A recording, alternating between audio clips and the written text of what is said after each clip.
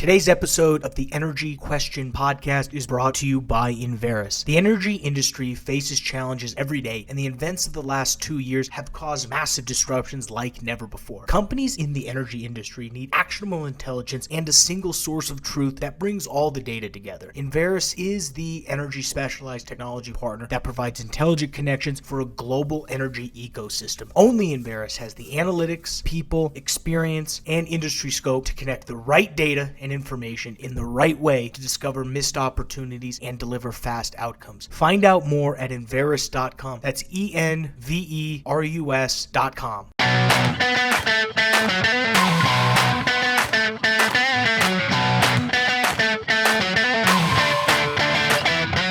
Hi, welcome to the Energy Question with David Blackmon. I'm your host, David Blackmon, and our special guest today is the president of the U.S. Oil and Gas Association in Washington, D.C., Mr. Tim Stewart. Tim, thank you very much for joining us today. David, you're a great American. Thanks for having me today. You are, man. Listen, before we get into the questions, we're going to talk about the election today and what we have to look forward to in the coming 2 years. But before we do that, I want to give you a chance to talk about U.S. Oil and Gas Association and what you guys do, who your members are, and what you do for them. Sure, appreciate it. And I apologize for my voice. I've, as I mentioned to you earlier, I've had laryngitis for 12 days. And as they say in heaven, whenever a lobbyist loses voice, an angel gets his wings. So apparently all is right with the world. U.S. Oil and Gas Association is a really unique trade association in that we are actually the oldest trade association for the oil and gas industry. We date back to 1917 during the Great War, when there was a coordinated effort to provide fuel for the war effort. And we've gone through several iterations. Right now, we represent industry primarily in the E&P side, onshore and offshore.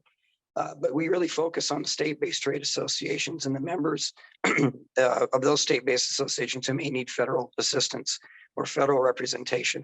We try and represent the industry at the broad level. We'll try and do our best to talk about everything from leasing and drilling all the way down to refining and distribution. But our membership is really, really good. It's mostly privately held companies, not as many publicly held companies.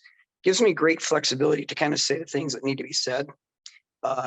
The other trade associations are somewhat constrained because when you have a lot of publicly traded companies, obviously there's a different message. And so there are times when I'm a little more unfiltered or unleashed than I probably should be, but I say what needs to be said. Well, you do that and you do a great job of it. We had a little exchange on Twitter. I guess that was over the weekend, in which you actually had the courage to retweet one of my energy absurdities of the day, and I really appreciated that. Well, you're welcome. It's interesting. I think your Twitter followers and my Twitter followers are probably similar. Yeah. We have some industry people, but we have a lot of people who are just interested in energy, but are not in the industry. And what that does is that sort of amplifies the message a little bit further. We need to make sure people are reading your stuff. You write really, really good stuff. Oh, thank you. I appreciate that, man. So let's talk about the election. There was all this speculation we were going to have a red wave, and I certainly fell right into that mix, thinking it was going to be a pretty significant wipeout. All the signs were there for a pretty strong Republican showing. That didn't happen, obviously. And I wonder what you think about what does that tell us about voters' attitudes towards the current situation with energy and the high prices and shortages and all the things that are happening. I mean, to me, it almost says that they're kind of okay with all of that. You and I, we're not the only ones who missed that call. My next door neighbor in Virginia is actually a pollster for the Democrat establishment. He does a lot of the independent expenditure races. He does the Senate races. And I was talking to him over the weekend. I said to him, Dave, I go, what are your thoughts? And he says, you know what? He said, we missed it as well. We didn't see it either. So I don't think either side saw this one coming. He told me he had intentionally, after the last two cycles where they felt that they underweighted the silent Trump voter, they actually overweighted in their own polls. And he said he was expecting to have a very bad night. on election night, and he was surprised himself. We talked a little bit more about it though, but what he said was interesting. Again, coming from a Democratic pollster, he said to me, he goes, Tim, he says, we are so equally divided top to bottom in the United States. He says that at any given time from here on out, just 1 or 2 points completely flips the direction of the country. And he says, and that's incredibly hard to account for because it's sort of that chaos theory. A butterfly may flap its wings in a district in Arizona, and all of a sudden the Georgia runoff happens and things like that. And so, Yeah. you know, from the energy perspective, I actually asked him because he knows I work for the industry, and he said that was still one of on the Democratic side, one of the top concerns was the price of energy and inflation. But we are so closely divided, and he did say, you know, candidate quality matters apparently to you guys more so than it does to us. He said that in the context of the Pennsylvania race. He said apparently candidate quality matters more to my voters than it does to you. So anyway, I thought it was an interesting observation. Yeah, I think the context of that Pennsylvania race that became incredibly obvious. But that's all I'll say about that.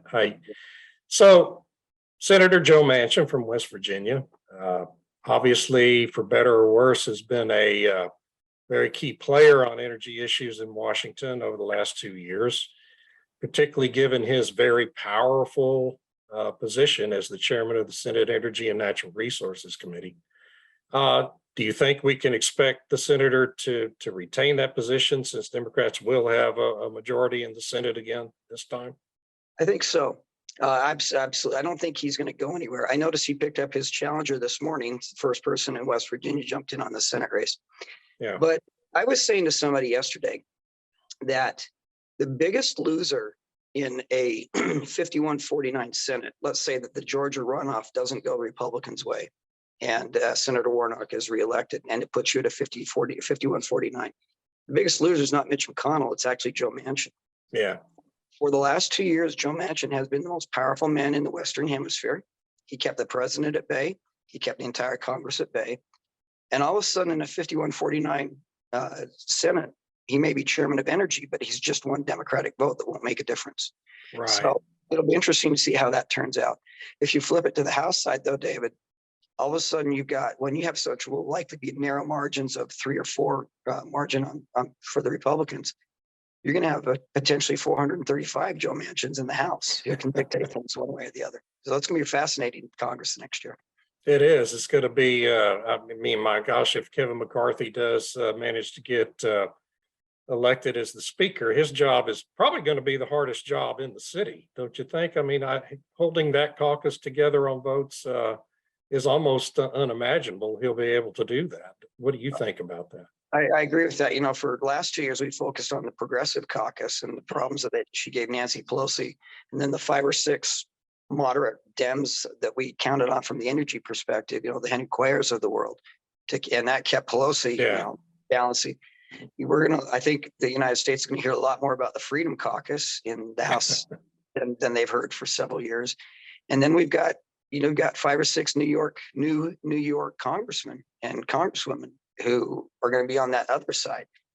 I think McCarthy, though, of all the people, is probably the best position to balance that because he's been doing that for probably 7 or 8 years now as the Republican leader, trying to keep people on board. So, you know, we go through this every time where there's potential leadership challenges. The Republicans have a tendency to fall in line at the end, but it's going to be tight. It's going to be interesting. From energy's perspective, it's going to have some impact on us. Going back to Manchin for just a second, and your point is exactly right, I think. I had a friend I was talking to over the weekend say, well, you know, yeah, I mean, he won't be the only key vote there in the Senate, but he'll always have Sinema to support him. But that's not really where energy is concerned. Sinema really hasn't been in the same place as Manchin. Right. So we're moving into a Senate cycle where there's 13 potentially vulnerable Democrat senators, give or take, you know. Yeah. So it may not be that Sinema is key to a Manchin combination, but it may be a Manchin tester type combination or something like that. That remains to be seen. You know, but both Sinema and Manchin are in cycle. And so it'd be interesting to see how Kyrsten Sinema runs because she's going to get a run from the left. The Arizona congressman is pretty clear, hasn't announced yet, but he's pretty clear he's going to run for that. And it's interesting to see which tack she takes. Does she move to the center to claim that space and keep it there? Or does she have to move left to kind of fend off her left flank? So I don't know what the Manchin / combination is going to be. I think it'll be interesting to see who he decides. But a lot of it kind of depends on what he decides to do as well. I mean, he's 74 years old. Does he want to spend another 8 years in the Senate? Who knows? You know? So, it's not my idea of the best way to spend your golden years in life, but absolutely. Manchin, the White House said, what was that, last week or week before last, they want to see his revival of his permitting legislation potentially as part of the Defense Authorization Act that'll the lame duck Congress will have to pass. What do you think about those prospects? I mean, does he even now really have the votes to move that legislation? You know, it's a Tuesday of the 1 week that they're back in November, really. And to be honest with you, we haven't seen, because there's so much uncertainty as to who's going to be running the show from here after. There wasn't an awful lot of energy, a lot of discussion about the permitting bill. And he actually spoke to my board at the end of September, the week when everything sort of went to the tank. It seemed to me that he was interested, but he wasn't sure how he was going to make it work in a lame duck. Now, the White House has since come back, as you say, and said, we really need this. And it is true. Honestly, it's not, the renewable side needs this far more, frankly, than the oil and gas side does. It would be nice to get everything together, but there's not a lot of there in that bill for us. You know, there just isn't compared to what we really need. Yeah, I liken it to the way they wrote that bill, David, was there wasn't not a awful lot of instructions and you shall directions to the agencies to permit. It was, please do this. It's kind of like me trying to coach my 6-year-old from the sideline of the soccer game. I can yell at him a lot to run faster. It's not going to listen to me. And it's kind of the same thing. This bill is essentially us yelling at the agency to work harder, but they don't necessarily have to do it. So I think the bill needs to be improved. The question, to your question though, is does it get done in the lame duck? Does it get done on defense? There needs to be a lot more muscle put into it if they're going to try and get there, I think. Otherwise they have to come back next Congress. So again, I was wrong about the IRA bill passing, and I may be wrong about this as well. I readily admit that, but I just don't see an awful lot of effort being put into it right now. That may change over the course of the week when they get to December to decide what they really need. Yeah, of course we were all wrong about the IRA bill, Tim. It wasn't just you. I thought I was really fooled us on that deal. I thought I was a lot smarter than apparently I am, but yeah. So my theory, and I wrote a story about this last week, is my belief is that this election outcome, which basically is an endorsement of the Biden presidency in a lot of ways, like it or not, it will probably cause the president to become more emboldened, and not just the president, but Democrats in the Congress as well, where energy is concerned. And I kind of expect them to mount a more fervent push, for example, on a new windfall profit tax, and of course on the regulatory side, we just saw this week EPA release a new draft rule on methane regulation. What do you think about that? I mean, do you foresee the president becoming a little bolder in his attacks on the industry than he's already been? Yeah, I think so. And I liken this to, the U.S. Oil and Gas Association office is there on Constitution Avenue, right? And to the east, we've got the Capitol. To the west, we've got the White House. And I liken it to an eastern and a western front. Now, if the House flips, which we think it will, that means the industry's actually got the eastern front largely will reach parity. It's a stalemate, so we don't have to devote the resources to the Congress like we had to last 2 years. We're going to have to focus on the Western Front strategy, which is primarily regulatory. And frankly, just the president can do an inordinate amount of damage just by saying something. We've seen that over and over again. And he says some profoundly unserious things. He certainly does. And it's not just the action that they take. I mean, the action that obviously we're going to have a regulatory battle in front of us, but The biggest challenge is just the president who sends signals on an offhanded comment, an intended offhanded comment, but he just has a tendency to make our life miserable by every time he stands in front of the microphone and mumbles around. They can't. A windfall talk profits tax requires Congress to get behind on that, and I don't think that the proposals like that will have any real serious traction. I think it's fairly clear that that's not the direction Congress wants to go. But to your point on like the EPA methane regulation, we anticipate they're opening the floodgates. They figure they've got 2 years left, and we anticipate it's going to be a really rough regulatory ride for the next 2 years. Yeah. Same thing, back to the IRA, the same friend I was talking to over the weekend said, he had really been hopeful that a Republican Congress would start trying to repeal all those new incentives and subsidies for green energy that were in that bill. I told him, man, that wasn't ever going to happen in any event. First of all, Biden would just veto anything like that. But even if you get a Republican president and a Republican Congress 2 years from now, that's not going to happen. Those incentives are there. And the Republicans that was not ever in the cards, at least in my view. And I wonder what your view is. I mean, do you really think would you anticipate the Republicans trying to reverse any of that after the fact?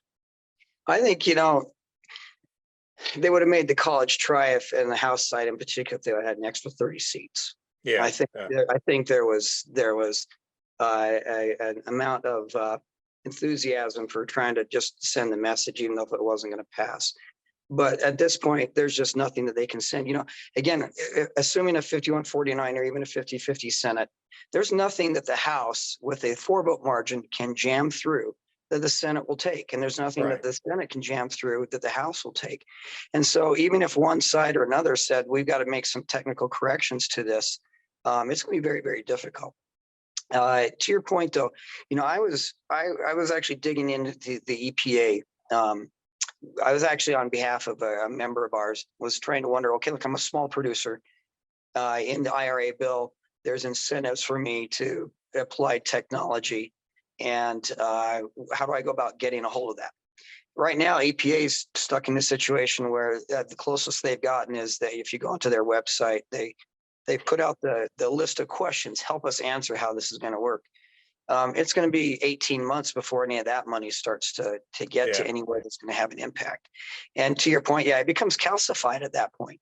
The time to repeal and kill would have been between August when it passed and December when the Congress ended, and there just isn't a way to do that. So I fear that it's just going to be calcified, and then the next layer gets put on top of that, and layer put on top of that, and that's just how government works, and it's horrible because that's why it's so big right now. It just grows itself. So and it's just going to be this process of implementing the whole Green New Deal plan that AOC rolled out 3 or 4 years ago now, which everybody at the time said, well, that's just insane. That'll never happen. But piecemeal, gradually like that, that's what's going to happen. And I think the one thing the Republicans can do is this is where the divided government and the divided Congress actually plays, and this is the silver lining, which is you can starve the beast at a particular point. So you're going to have to go back in on the appropriations process and put some real parameters. If you want to stop rulemaking, you put the prohibition of funds and see if you can get that through. But EPA itself received $40 billion in the IRA bill. The EPA's annual budget is $9 billion. They've grown by a factor of 3 just in 1 year. They're at a saturation point, and their $9 billion budget's a significant increase from their FY21-22 budget. So they're at a saturation point. They got more money than they know where to go and what to do with. Same with DOE. And same with Department of Interior. The 3 agencies that are most important to our industry now have so much money to regulate us, yet they don't have the carrying capacity to actually get the regulations written or any money out, et cetera. So it's going to be a mess for the next 2 years for sure. Well, so you mentioned earlier that you guys at USOGA, you work with folks in the states, with these state-based organizations, I think if I remember right, Texas, Louisiana, Oklahoma, And New Mexico, is that correct? Texas, Louisiana, Oklahoma, and Alabama, Mississippi. Alabama, Mississippi, right. And we work really, really closely with Western Energy Alliance, Yeah. Captain Sagama's group, so for the Rockies. So we've got a pretty good arc of the producing states. Yeah. So most of those states, probably had pretty positive elections for the oil and gas industry. Certainly in Texas, in Oklahoma, we did. But I just wonder, what are you hearing from your members about concerns that some of the election outcomes might be producing for them in the coming years? So extending that out a bit, I mean, Colorado and New Mexico were incredibly disappointing election results. We're waiting on Lauren Boebert to get her seat decided. It'll look like she'll win, but New Mexico doesn't have a single Republican representative or a single representative who's favorable to the oil and gas industry. Even Alaska now has a Democrat likely member, after Don Young. And so for the public lands producing states, very, very mixed results in the election. And it's one thing to have an administration who is opposed to producing on public lands. It's another thing to have an administration that's opposed to producing public lands and no congressional delegation to back you up on that. And that's where New Mexico and Colorado are in a real, real tough spot right now. The New Mexico producers, we're going to find Yvette Harrell, the congresswoman who covered that district where most of the production is. She lost by 3,000 votes. Yeah. We, from the industry's perspective, we've got to go develop relationships with people who made it very clear on the campaign trail that they don't support our industry. So it's gonna be difficult. Oklahoma, Texas, that's fine. That turned out well. And even regardless of the party affiliation, the members who we worked with closely come back. Henry Cuellar and Vincent Gonzalez came back.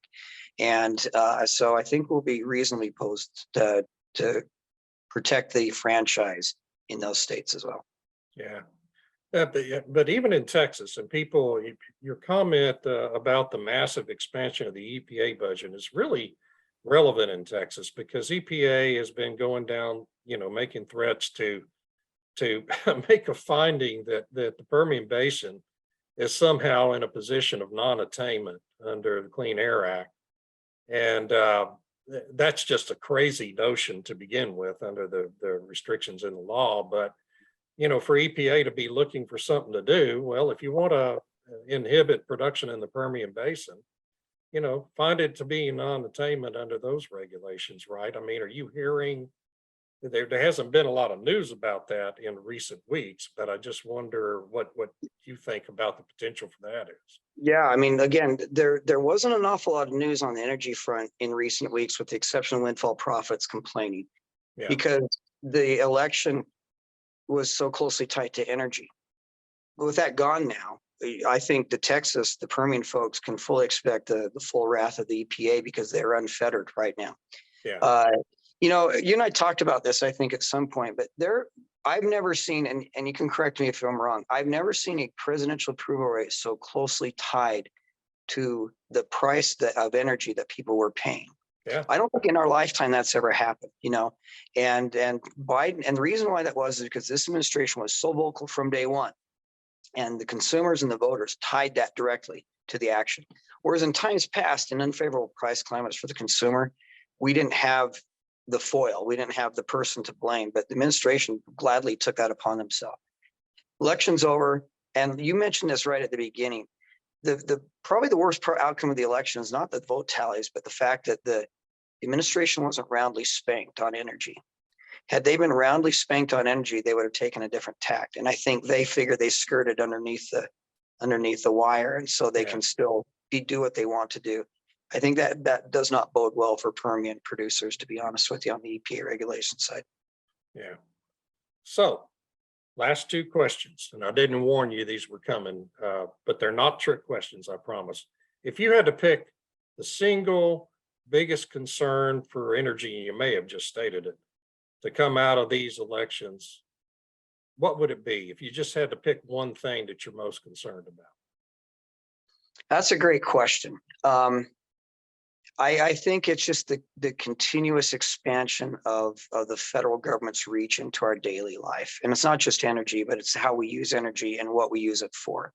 So it's not just not just, what happens to my actual producers, what happens to the people who want to invest into that industry, what happens to the people who want to use a product that's created by our industry. That continuous, unfettered, unrestrained expansion of the federal reach into our daily lives is really, really concerning to me. And the election results were such that when you saw so many of these seats, some of these House seats were divided or were decided by just a handful of votes, maybe 5,000 votes. You look at where those votes came from and the rise of Gen Z, there is something to be said for the 18 to 24-year-old voters who may not have had a massive, but if it was $1,500 more votes than normally, they voted for a Democrat who wants to expand the federal reach. Sure. I think we've got a rising generation that doesn't understand what is at risk for them. It's one thing to forgive $400 billion in federal student loans, but then saddle that same generation with a $33 trillion national debt. They don't understand what they're getting into. That's my biggest concern. Yeah, that's a good point. Second, last question is the opposite of that. If you had to point to the biggest single positive out of this midterm elections, what would it be? Well, again, I think it's one thing to be able to control at least one branch of the legislature or branch of government, and the House. Having the House, I don't think that the Democrats were crowing about what a great election it was. I don't think reality's hit them yet till January when they realize that they don't hold the gavel anymore. Yeah. And I don't care what the vote margin is. I want to hold the gavel and I want to control the committees, which means I can control the narrative a bit more. That I think is the biggest single. Yeah, it would have been nice to have 40 extra seats, but I'll take 4 if it gives me the majority. That's, I think, the best thing to come out of it. And to be honest with you, divided government is usually the best for the American people. I really do think that, I totally agree. One party control is not good for anybody either side. So divided government will be helpful, I think. Sobering into the raging yang. Well, Tim, thank you so much for being here with me again. I really appreciate it, and wish you all the best and hope to talk to you again soon. Thanks, Dave. It was great spending time with you. I appreciate it. You keep writing. I'll keep tweeting. We'll keep people in line. Okay. Yeah, let's be sure and do that. You're doing God's work, and I really appreciate you. All right. Talk to you later. Thanks a lot. All right. And thank you to our sponsors at Enverus. We really appreciate you. Couldn't do this without you. And to Stu Turley and the Sandstone Group for being our host today. With that, I'm signing off. This is David Blackmon. We'll see you next time.